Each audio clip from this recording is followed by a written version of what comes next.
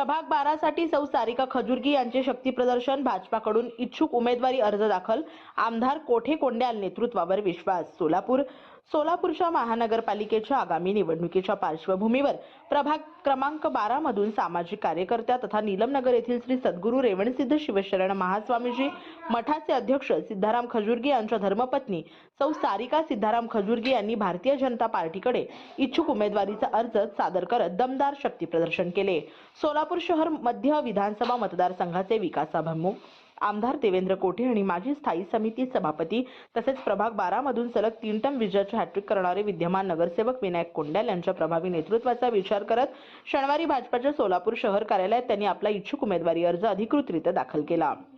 सामाजिक कार्यकर्ते सिद्धाराम खजुर्गी यांनी सामाजिक, धार्मिक, सांस्कृतिक, शैक्षणिक व राजकीय अशा विविध क्षेत्रात उल्लेखनीय कार्य केले असून त्यात सामाजिक वारशातून सौ सारिका खजुर्गी या प्रभाग 12च्या सर्वांगीण विकासासाठी पुढे सरसावल्या आहेत. आमदार देवेंद्र कोठे यांच्या विकासात्मक दृष्टिकोनावर विश्वास ठेवून तसेच प्रभागातील नागरिक, हितचिंतक आणि कार्यकर्त्यांच्या आग्रहानुसार त्यांनी भाजपाकडून उमेदवारीसाठी अर्जाचा पुढाकार घेतला आहे. या प्रसंगी हडगार कोष्टी समाजाचे अध्यक्ष सिद्धाराम निंबाळ, सचिन मोरे, सागर राठोड, सुरेश धोत्रे, गुरुनाथ पॅटी, बसवराज सावळगी, नागेश कोंडे, साईनाथ शिंदे, स्वप्नील सावळगी, चन्नबसप्पा कोटलगी यांच्यासह प्रभाग क्रमांक 12 मधील भाजपाचे अनेक पदाधिकारी व कार्यकर्ते मोठ्या संख्येने उपस्थित होते. प्रभाग क्रमांक 12च्या विकासासाठी भारतीय जनता पार्टीने माझ्या इच्छुक उमेदवारीचा सकारात्मक विचार करून मला संधी द्यावी अशी अपेक्षा व्यक्त करत सौ सारिका खजुर्गी यांनी भाजपाच्या माध्यमातून प्रभागाच्या सर्वांगीण प्रगतीसाठी कटिबद्ध असल्याचा निर्धार व्यक्त केला.